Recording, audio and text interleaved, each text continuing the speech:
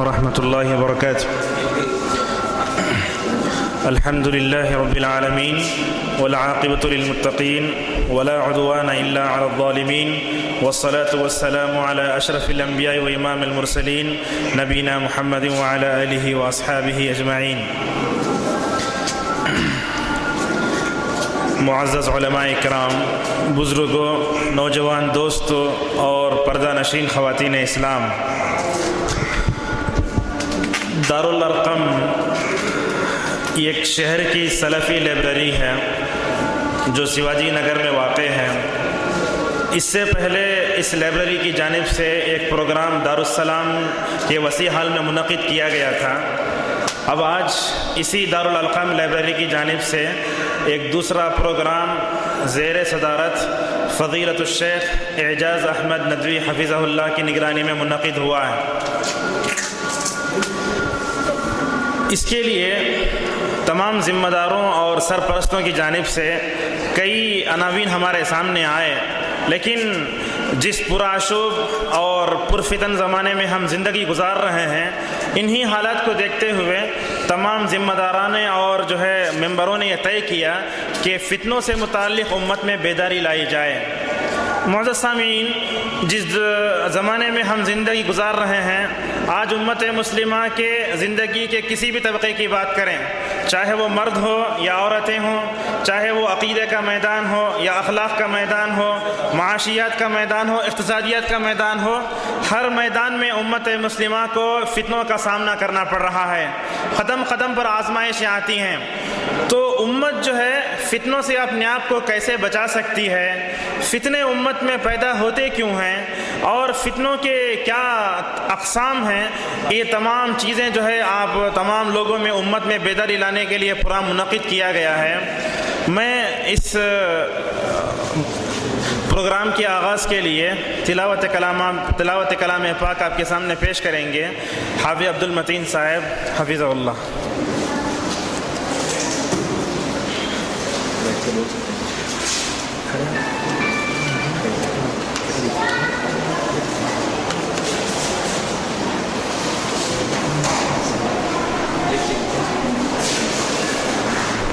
السلام علیکم ورحمۃ اللہ وبرکاتہ۔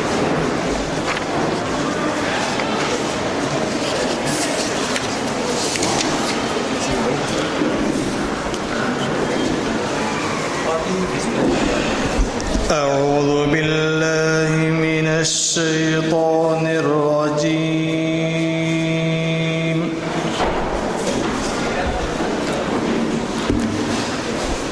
بسم اللہ الرحمن الرحیم۔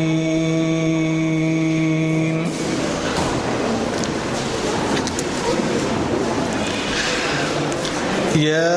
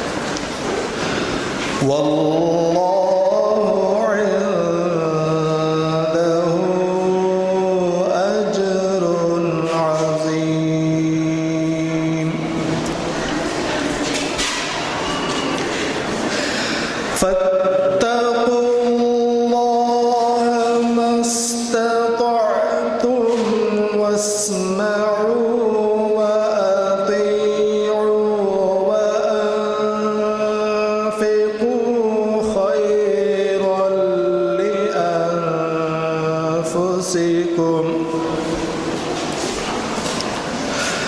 ومن يوق شح نفسه فأولئك هم المفلحون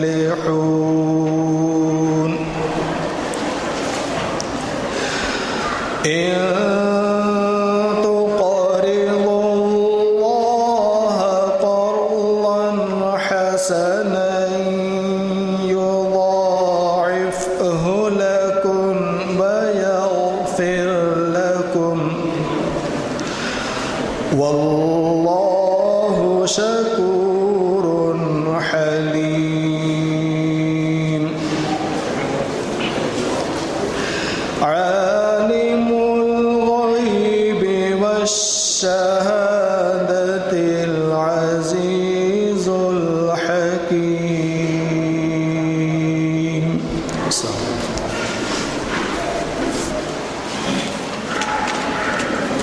جزاک اللہ خیر.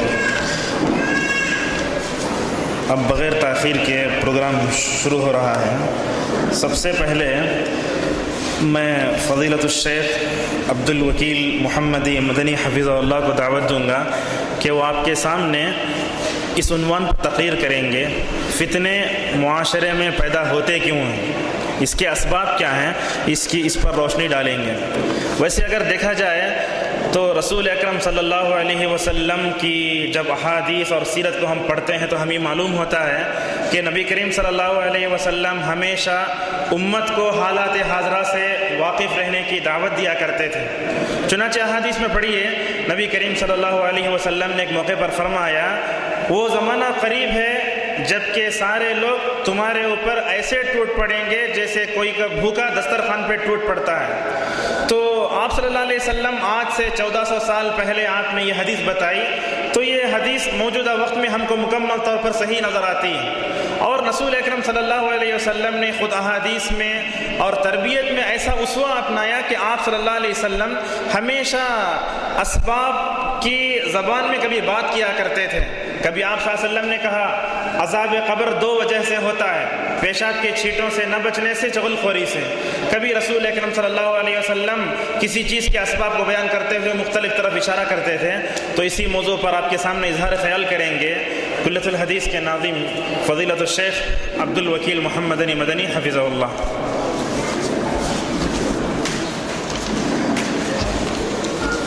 السلام علیکم ورحمۃ اللہ وبرکاتہ. ان الحمد لله نحمده ونستعينه ونستغفره ونعوذ بالله من شرور انفسنا ومن سيئات اعمالنا.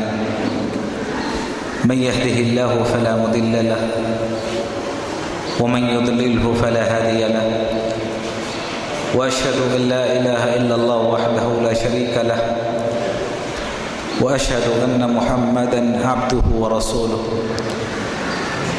أما بعد فإن خير الحديث كتاب الله وخير الحدي حدي محمد صلى الله عليه وسلم وشر الأمور محدثاتها وكل محدثة بدعة وكل بدعة ضلالة وكل ضلالة في النار. أعوذ بالله السميع العليم من الشيطان الرجيم من حمزه ونفخه ونفثه. فليحذر الذين يخالفون عن أمره أن تصيبهم فتنة أو يصيبهم عذاب أليم. صدر محترم، علماء کرام، سامعین اور سامعات، آج کے اس اجلاس کے لیے جو موضوع طے کیا گیا ہے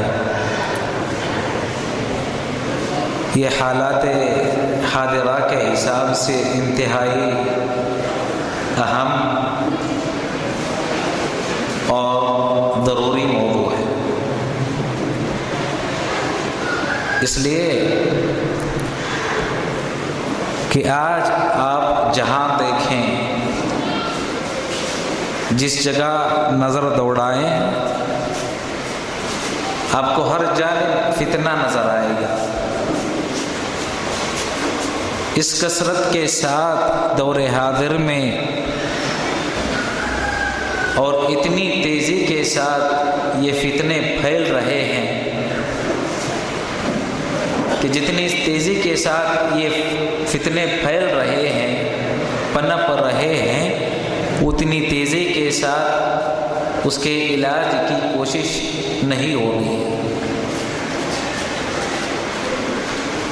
تو یہ ایک اہم ضرورت ہے جس کی تکمیل کی سینٹر کے ذمہ داروں نے کوشش کی ہے۔ اللہ تعالیٰ سے دعا ہے کہ اللہ تعالیٰ ہم تمام مسلمانوں کو فتنوں کو جاننے، ان کو پہچاننے اور ان سے بچنے کی توفیق عطا فرمائے۔ اپنی بات کا آغاز کرنے سے پہلے یہ چیز میں مناسب سمجھتا ہوں کہ فتنہ کس کو کہتے ہیں اس کی وضاحت کر دوں۔ فتنے کے یوں تو بے شمار معانی آتے ہیں، بے شمار مفاہیم بیان ہوئے ہیں، لیکن فتنہ عموماً کوئی انسان برائی کے ذریعے کسی آزمائش میں، برائی کے ذریعے کسی امتحان میں مبتلا کیا جائے یا مبتلا ہو جائے تو اس کو فتنہ کہتے ہیں۔ یہ کثرت کے ساتھ شریعت میں اس کے لیے استعمال ہوا ہے، ورنہ گناہوں کے لیے بھی فتنے کا لفظ کتاب و سنت میں استعمال ہوا۔ عذاب کے لیے چاہے قبر کا عذاب ہو یا جہنم کا عذاب ہو، اس کے لیے بھی فتنے کا لفظ استعمال ہوا ہے۔ دولت سے محبت، دنیا سے محبت، اس کے لیے بھی فتنے کا لفظ استعمال ہوا ہے۔ عورتوں کے پیچھے مشغول ہو جانا، حرام چیزوں کا ارتکاب کرنا، اس کے لیے بھی فتنے کا لفظ استعمال ہوا۔ تو گویا کہ فتنے کا لفظ زیادہ تر برائی کے لیے مستعمل ہوتا ہے۔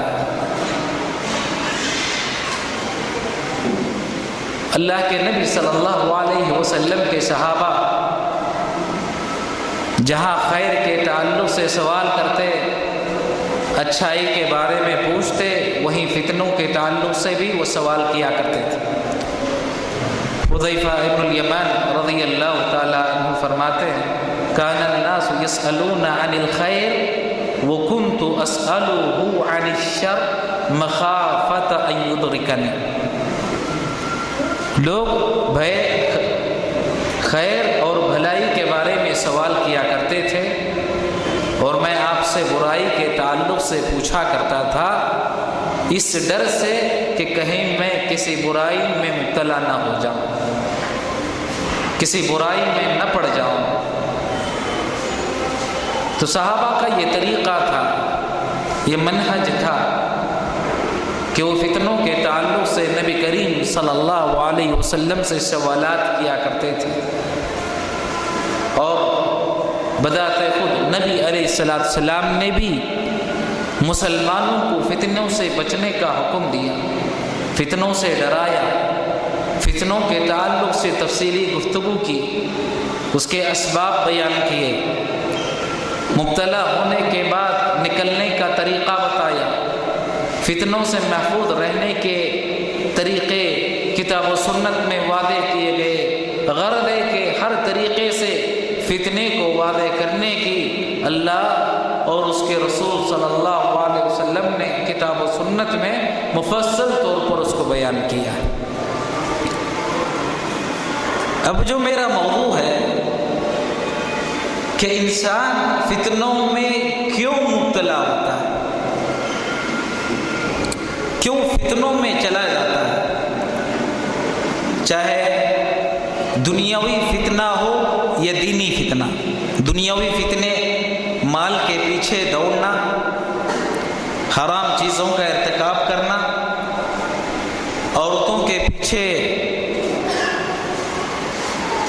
بھاگتے ہوئے ان کا تتبع کرتے ہوئے حرام کاری کرنا، یا دینی فتنے ہوں، شکوک اور شبہات دین کے تعلق سے، کتاب اللہ کے تعلق سے، نبی صلی اللہ علیہ وسلم کی سنت کے تعلق سے، صحابہ کرام کے تعلق سے شکوک و شبہات، ائمہ امت کے تعلق سے شکوک اور شبہات، علماء کے تعلق سے شکوک اور شبہات، منہج سلف کے تعلق سے شکوک اور شبہات، کفر، نفاق اور اصل کی جو بے شمار چیزیں ہیں جس کا تعلق دین سے ہے، چاہے دنیاوی فتنے ہوں یا دینی فتنے ہوں، ان میں انسان کیوں مبتلا ہوتا ہے، کیا اسباب ہے، میں ان کی نکات کی شکل میں آپ کے سامنے وضاحت کروں گا۔ سب سے پہلا سبب جس کے ذریعے انسان فتنوں میں مبتلا ہوتا ہے وہ ہے جہالت، علم سے دوری۔ جہالت اتنی خطرناک بیماری ہے کہ جہالت کے ذریعے انسان بہت جلد فتنوں کا شکار ہو جاتا ہے، فتنوں میں مبتلا ہو جاتا ہے۔ اسی لیے اللہ تعالیٰ نے کتاب اللہ میں اور محمد رسول اللہ صلی اللہ علیہ وسلم نے اپنی سنت میں حصول علم پر مسلمانوں کو ابھارا کہ مسلمان علم حاصل کرے۔ قرآن مجید کی پہلی آیت جو نازل ہوئی، اقرأ بسم ربک الذی خلق، پہلی آیت قرآن مجید کی اترتی ہے، نازل ہوتی ہے، مسلمانوں کو سکھایا جاتا ہے کہ پڑھو، علم حاصل کرو، رب کی معرفت، نبی کی معرفت، دین اسلام کی معرفت، ان کا علم حاصل کرنا ہر مسلمان کے لیے واجب اور ضروری ہے۔ کوئی انسان جاہل ہو اتنا جلد فتنوں کا شکار ہو جاتا ہے۔ شیخ الاسلام ابن تیمیہ رحمہ اللہ نے اپنی کئی کتابوں میں شیخ عبدالقادر جیلانی رحمہ اللہ کا وہ واقعہ بیان کیا کہ شیخ عبدالقادر جیلانی رحمہ اللہ جا رہے تھے، جاتے ہوئے اچانک آسمان سے انہیں آواز سنائی تھی، آواز انہوں نے اچانک سنی، اپنا سر اٹھا کر آسمان کی طرف دیکھا تو انہیں روشنی نظر آئی،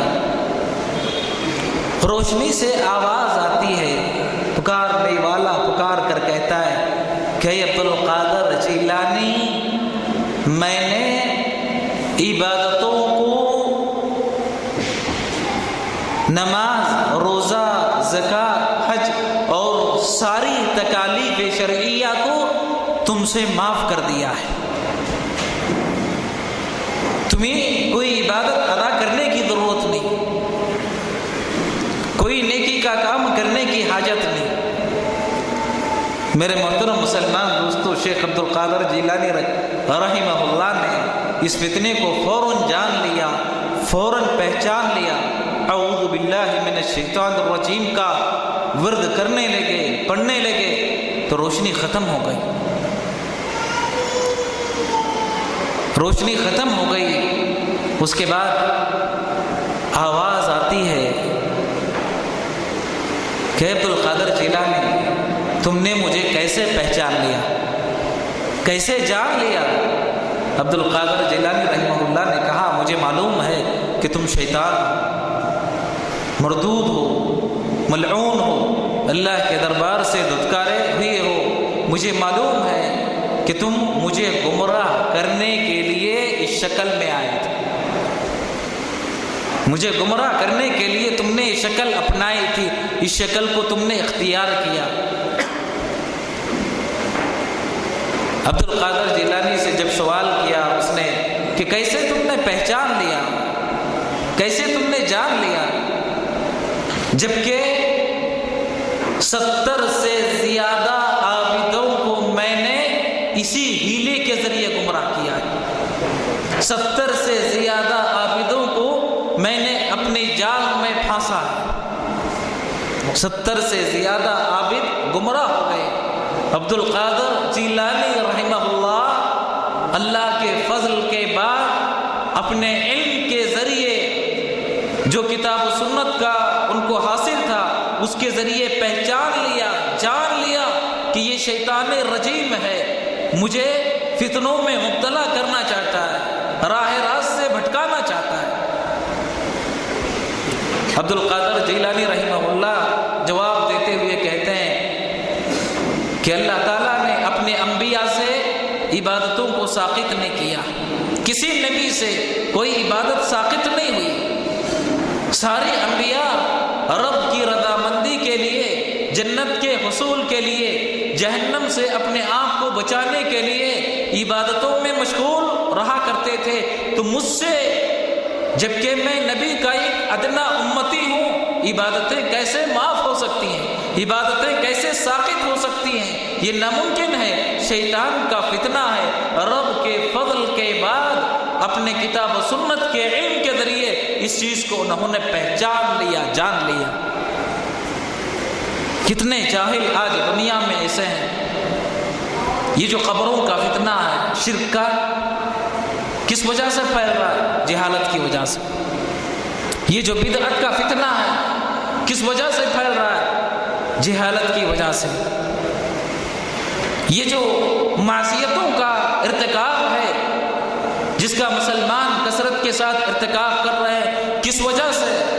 سلف کہا کرتے تھے کل من عصى اللہ فهو جاہل، اللہ کی نافرمانی کرنے والا ہر آدمی جاہل ہے، جہالت کی وجہ سے رب کی وہ نافرمانی کر رہا ہے، اللہ کی معصیت کا ارتکاب کر رہا ہے۔ ورنہ اگر اس کو معلوم ہو جائے، وہ جان لے کہ معصیت کا ارتکاب کرنے پر کیا سزا ملے گی، کس قسم کی عذاب میں اس کو مبتلا کیا جائے گا، تو وہ کبھی معصیت کا ارتکاب نہ کرے۔ میرے محترم مسلمان دوستو، دور حاضر میں دینی علم کی اشد ضرورت ہے، اس لیے کہ آج فتنے نے خصوصی طور سے دین سے وابستہ لوگوں میں یہ فتنہ انتہائی تیزی کے ساتھ پھیل رہا ہے کہ آج علماء کے سامنے بیٹھ کر علم حاصل کرنے کی حاجت نہیں، ضرورت نہیں۔ انٹرنیٹ کے ذریعے ہم علم حاصل کر لیں گے، وہاں سے ہم علم سیکھ لیں گے، وہاں سے کتاب و سنت کی باتیں معلوم کر لیں گے۔ اتنی تیزی کے ساتھ آج بعض شباب میں، بعض نوجوانوں میں یہ فتنہ پھیل رہا ہے۔ میرے دوستو، یہ فتنہ ہے، شیطان کا فریب ہے، جس کی وجہ سے آج ہمارے نوجوان اس میں مبتلا ہو رہے ہیں۔ ورنہ سلف کہا کرتے تھے جو انسان کتابوں سے علم حاصل کرے، کسی عالم کے سامنے نہ بیٹھے، کتابوں پر اعتماد کرے، تو اس کی غلطیاں اس کے ثواب سے زیادہ ہوں گی، درست باتوں سے زیادہ وہ غلطیاں کرنے لگے گا۔ لہذا اس فتنے سے اپنے آپ کو نکالنے کی ضرورت ہے، اور اسی فتنے کا نتیجہ ہے، اسی زام کا نتیجہ ہے آج دینی مسائل کے تعلق سے ہر آدمی گفتگو کرنا چاہتا ہے، ہر آدمی کو آج اسٹیج چاہیے، ہر آدمی کو لکھنے کے لیے مجال چاہیے، فتویٰ دینے کے لیے آج ہر آدمی کو مقام چاہیے، مرتبہ چاہیے۔ میرے دوستو، سلف کا طریقہ آپ دیکھ لیں، فتویٰ دینے سے پہلے خوف کھایا کرتے تھے، ڈرا کرتے تھے، کہیں مجھ سے غلطی واقع نہ ہو جائے، کہیں کوئی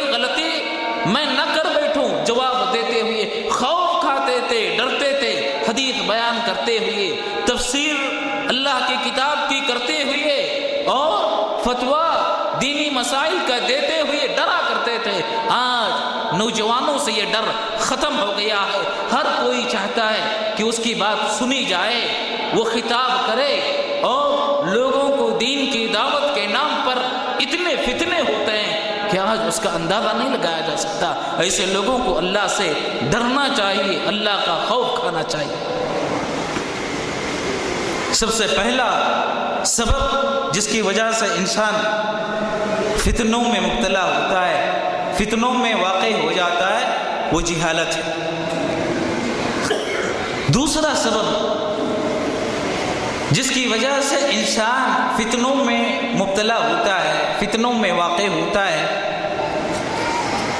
وہ ہے تقدیم العقل عن النقل۔ کتاب و سنت کے نصوص کسی مسلمان کے سامنے آ جائیں، واضح ہو جائیں، کتاب و سنت کے نصوص واضح ہونے کے بعد وہ اپنی عقل پر اعتماد کرتے ہوئے کتاب و سنت کے نصوص کا یا تو انکار کرتا ہے یا تو اس کی تعویل کرتا ہے۔ واضح ہیں کتاب و سنت کے نصوص، سامنے آ گئے اس کے، کتاب و سنت کے نصوص آنے کے بعد اپنی عقل پر اعتماد کرتے ہوئے یا تو وہ نصوص کا انکار کرے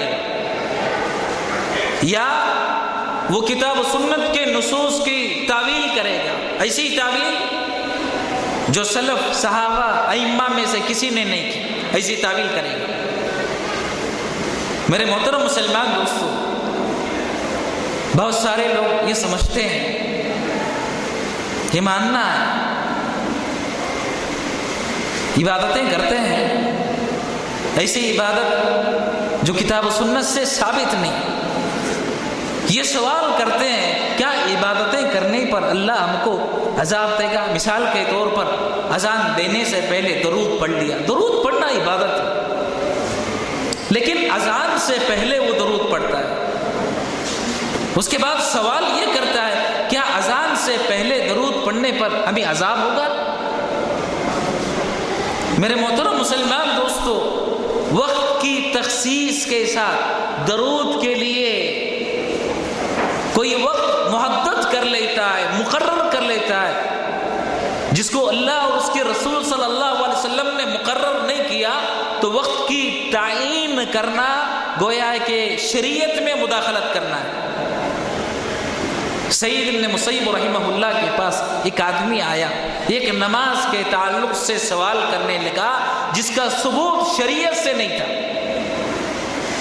شریعت سے وہ چیز ثابت نہیں تھی، اس نماز کے تعلق سے پوچھنے لگا، تو سعید بن مسیب رحمہ اللہ نے جواب میں کہا مجھے ڈر ہے کہ کہیں اللہ تعالیٰ تمہارے اس کام پر عذاب میں مبتلا نہ کر دے، عذاب نہ دے دے۔ وہ آدمی سوال کرتا ہے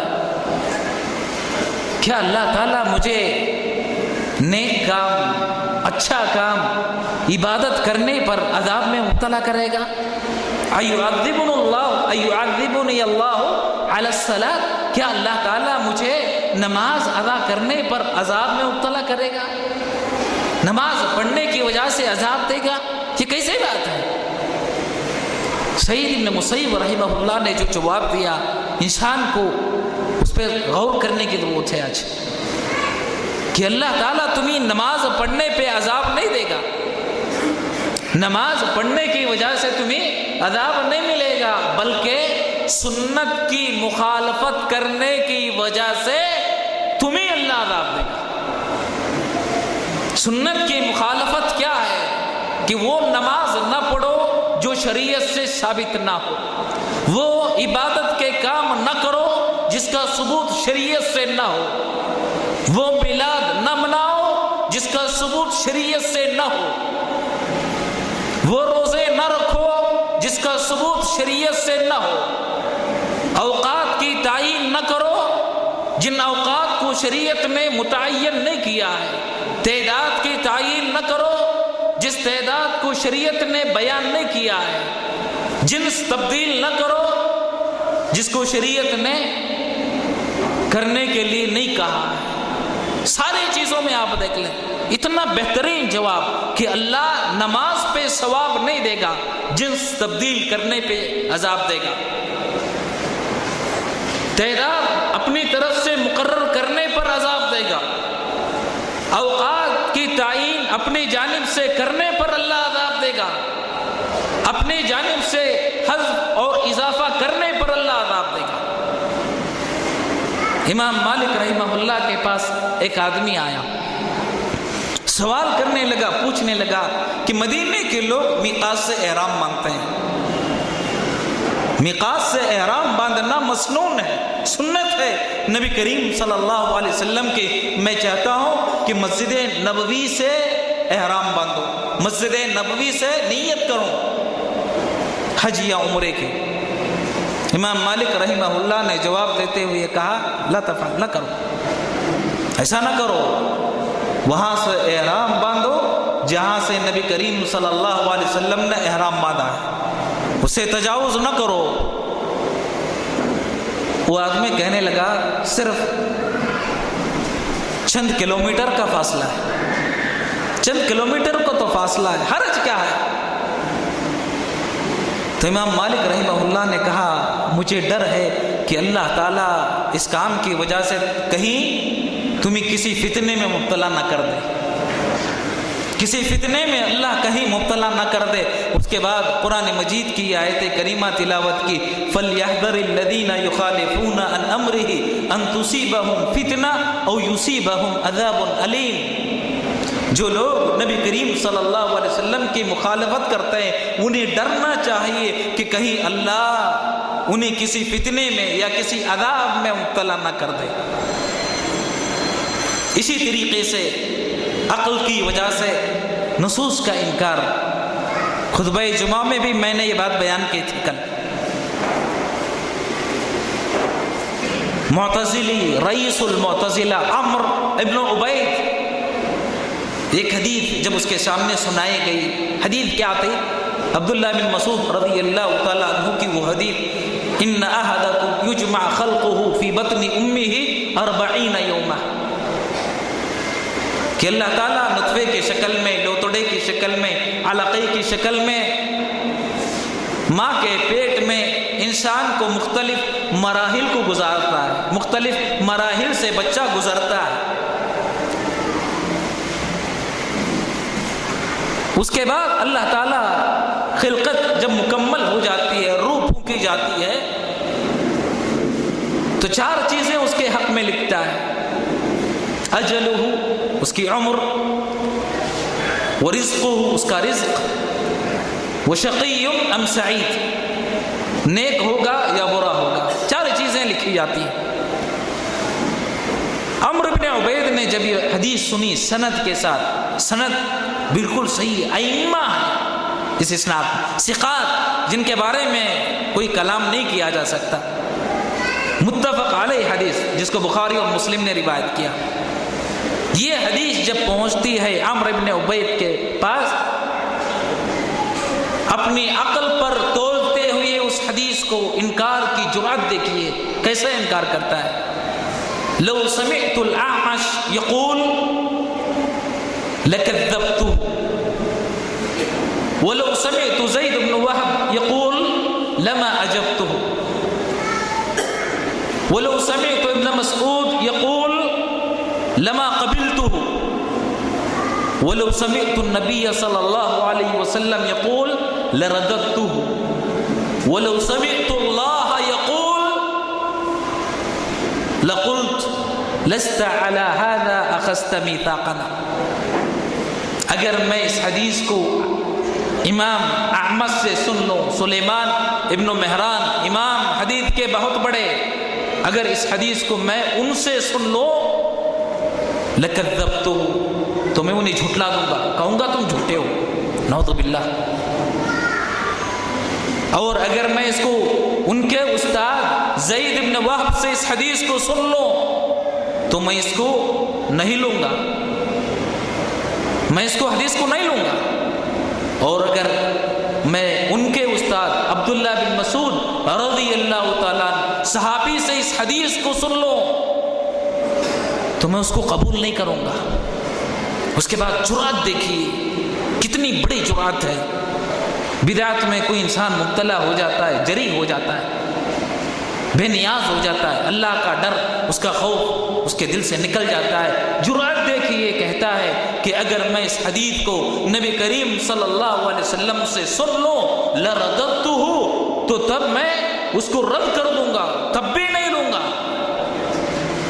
اور اگر میں اللہ سے اس بات کو سن لوں تو میں اللہ سے مخاطب ہو کر کہوں گا کہ اللہ تو نے ہم سے اس بات کا عہد و پیمان نہیں لیا ہے، کیسے ہم یہ بات لیں، کیسے تسلیم کریں؟ اللہ پر انکار، نبی پر انکار، صحابی پر انکار، تابعی اور تبع تابعی پر انکار، باقی کیا رہا؟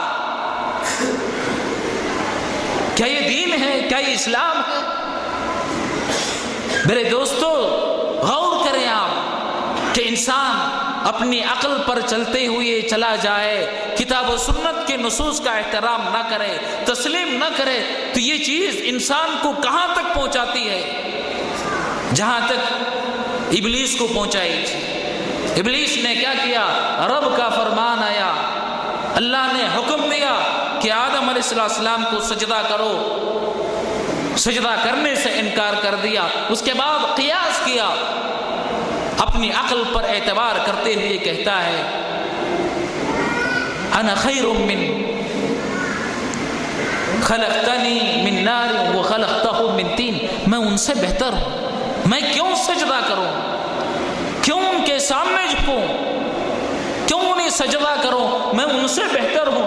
تو نے مجھے آگ سے بنایا اور ان کو مٹی سے بنایا، میں سجدہ نہیں کروں گا. سب سے پہلا قیاس ابلیس نے کیا ہے. جو بھی بدعتی دور حاضر میں قیاس کرتے ہیں، عقل کو نقل پر مقدم رکھتے ہیں، گویا کہ وہ ابلیس کے اتباع ہیں، ابلیس کا طریقہ اختیار کرنے والے لوگ ہیں. تیسرا سبب جس کی وجہ سے معاشرے میں، افراد میں، امت میں فتنہ واقع ہوتا ہے، فتنوں میں انسان مبتلا ہو جاتا ہے. میرے دوستو افواہوں کو معاشرے میں عام کرنا. افواہ کس کو کہتے ہیں؟ ایسی بات جس کے پھیلانے پر زمین میں فتنے اور فساد کا خوف، چاہے وہ بات سچی ہو یا جھوٹی. بات سچی ہے، اس کو پھیلانے کی وجہ سے زمین میں فتنہ پھیل سکتا ہے، فساد پھیل سکتا ہے، تو آپ وہ بات نہیں پھیلائیں گے، چاہے کسی فرد کے خلاف ہو، جماعت کے خلاف ہو، کسی کے بھی خلاف ہو، پھیلانے کی آپ کو اجازت نہیں، چاہے وہ بات جھوٹی ہو. اس کی مثال اگر میں دینا چاہوں، آج مسلمانوں کے تعلق سے کہا جاتا ہے یہ دہشت گرد ہے، علماء کے تعلق سے، داڑھی والوں کے تعلق سے کہا جاتا ہے یہ دہشت گرد ہے، یہ افواہ ہے، مسلمان فسادی نہیں ہو سکتا. کیسے قتل کرے گا جس کا کوئی گناہ نہیں؟ اس انسان کو کیسے مارے گا؟ کیسے اس کو مارنے میں وہ شریک ہوگا؟ یہ اللہ اور اس کے رسول صلی اللہ علیہ وسلم کی تعلیمات کے خلاف ہے. اور میرے دوستو افواہوں کو پھیلانے میں آج میڈیا نے اتنا کردار اپنا ادا کیا ہے کہ ہم تصور نہیں کر سکتے. یہ منافقوں کا طریقہ ہے. منافقین نے نبی کریم صلی اللہ علیہ وسلم کے خلاف افواہوں کو پھیلا کر عوام کا اعتماد آپ کی ذات سے اٹھانا چاہا، ختم کرنا چاہا. عائشہ صدیقہ رضی اللہ تعالیٰ عنہا پر نعوذ باللہ الزامات اور بہتان تراشی کی. میرے محترم مسلمان دوستو، اللہ تعالیٰ نے یہ جو آیتیں نازل فرمائی ہیں مومنوں کو خطاب کرتے ہوئے، ان آیتوں میں اس بات کی ترغیب کی جب بھی اس قسم کی کوئی افواہ تم تک پہنچتی ہے، تم تک آتی ہے، مسلمانوں کا موقف کیا ہونا چاہیے، کردار کیا ہونا چاہیے ان کا، جیسے ہی سنے کہے سبحانک ھذا بہتان عظیم، اللہ کی ذات پاک ہے، یہ بہت بڑا بہتان ہے۔ آج علماء کے تعلق سے افواہیں پھیلائی جاتی ہیں، علماء کے تعلق سے بہت ساری غلط باتیں ان کی طرف منسوب کرتے ہوئے معاشرے میں اس کو بیان کیا جاتا ہے۔ میرے محترم مسلمان دوستو، آپ سوچیں علماء کے تعلق سے اس قسم کی کوئی گفتگو کرتا ہے، اس کی وجہ سے اگر عوام کا اعتماد علماء پر سے اڑ جائے، دین کون بیان کرے گا، ان کی اصلاح کون کرے گا، صحیح اور غلط کی تمیز کون کرے گا، حدیثوں میں صحیح اور ضعیف کو کون پہچانے گا، یہ کام کون کرے گا؟ ذرا سوچیں، کسی عالم کے خلاف اپنی زبان استعمال کرنے سے پہلے اس کے آثار کہاں تک مرتب ہوتے ہیں، کہاں تک اس کا اثر معاشرے اور فرد پر مرتب ہوگا، اس کا جائزہ لے لیں۔ میرے محترم مسلمان دوستو، بہت سارے علماء کے خلاف زبان درازی کی جاتی ہے، چونکہ وقت نہیں ہے اس لیے میں صرف اشاروں میں اپنی بات کو سمجھانے کی کوشش کر رہا ہوں۔ ایک اور سبب جس کی وجہ سے دنیا میں فتنہ اور فساد پھیلتا ہے، میرے محترم مسلمان دوستو یاد رکھ لیں، اللہ تعالیٰ نے ہم کو مسلمان بنایا، مسلمان بنانے کے بعد اللہ نے صحیح عقیدہ عطا کیا۔ اسلام اپنی خالص شکل میں موجود تھا صحابہ کے زمانے میں، خالص شکل میں موجود تھا، اس میں کوئی تبدیلی، کوئی تغیر واقع نہیں ہوا، سوائے آخری صحابہ کے دور میں خوارج کا ظہور ہوا، رافضی آئے۔ آج بہت سارے مسلمان یہ کہتے ہیں کہ قرآن اور حدیث بس یہ ہمارے لیے کافی ہے، اس کے بعد کسی اور چیز کی ضرورت نہیں۔ میرے محترم مسلمان دوستو، اللہ تعالیٰ نے معیار، میزان عطا کیا ہے۔ آج دنیا کا ہر مسلمان، ہر فرقہ، ہر جماعت یہ دعویٰ کرتی ہے کہ وہ کتاب و سنت پر عمل کرنے والے ہیں۔ کس کا دعویٰ صحیح ہے؟ کس کی بات ہم قبول کریں؟ ہر جماعت کتاب و سنت کا نعرہ لگاتی ہے۔ اللہ نے میزان عطا کیا۔ میزان کیا ہے؟ باتوں کو جانچنے کا۔ فَإِنْ آمَنُوا بِمِثْلِ مَا آمَنْتُمْ بِهِ، صحابہ اگر کسی کا ایمان صحابہ کے ایمان کی طرح ہے، کسی کا طریقہ صحابہ کے طریقے کی طرح ہے، کسی کا منہج اور عقیدہ صحابہ کے منہج اور عقیدے کی طرح ہے، تو وہ سچا مسلمان ہے، اہل سنت والجماعت میں شامل ہے۔ اور اگر کسی کا عقیدہ ویسے نہ ہو تو وہ گمراہ ہے، راہ راست سے ہٹا ہوا ہے۔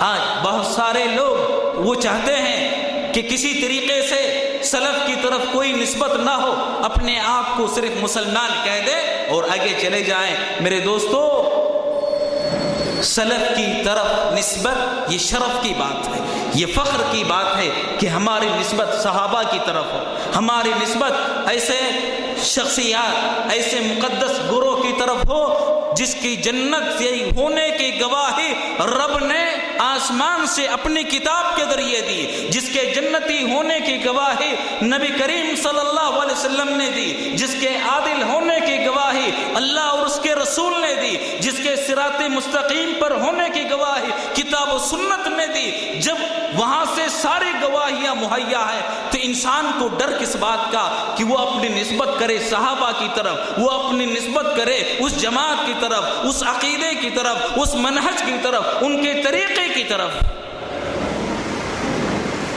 میرے محترم مسلمان دوستو، یاد رکھ لیں، یہ جو نام ہے اہل سنت والجماعت، اہل الاثر، الطائفہ المنصورہ، الفرقہ الناجیہ، المؤمنون، المسلمون، عباد اللہ، یہ سارے نام کتاب و سنت نے عطا کیے ہیں۔ کوئی ان سے برات کا اظہار کرتا ہے تو لاشعوری طور پر وہ منہج سلف سے گویا کہ برات کا اظہار کرنا چاہتا ہے۔ انجانے میں ہو سکتا ہے، جہالت میں ایسی باتیں ہو جاتی ہوں، لیکن جاننے کے بعد ایسی بات نہیں ہونی چاہیے۔